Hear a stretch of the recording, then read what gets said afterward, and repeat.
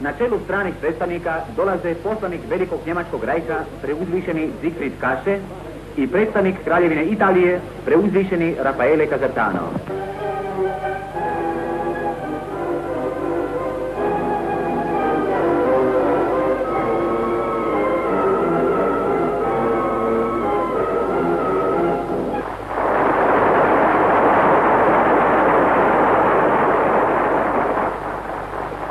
Burno pozdravljen od prisutnih, doglavnik Marko Došen preuzima predsjedništvo i otvara sabor, predloživši izaslanstvo od 19 članova koji će poći po poglavnika i zamoliti ga da dođe u sabornicu i otvori Hrvatski sabor.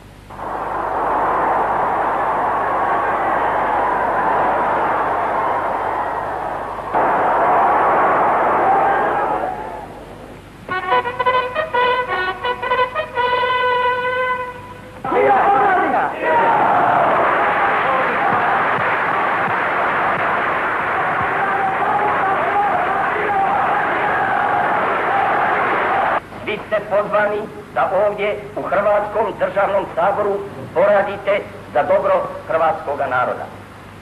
Njegovo je najveće dobro danas njegova državna nezavisnost. Radi toga je i najveća dužnost vaša sav svoj rad usmjeriti na to da nakon tolikog vremena teško stečena nezavisna država Hrvatska ostane osigurana za buduća pokoljenja i za sva vremena i da nikada više našom zemljom tuđin ne zagospodari. Prepun sam nade da ćete vi u potpunom dostojanstvu, svjesni dužnosti prema narodu i državi, spremno i oduševljeno u požrtvovnom radu koji vas čeka svoje državstvo ispuniti.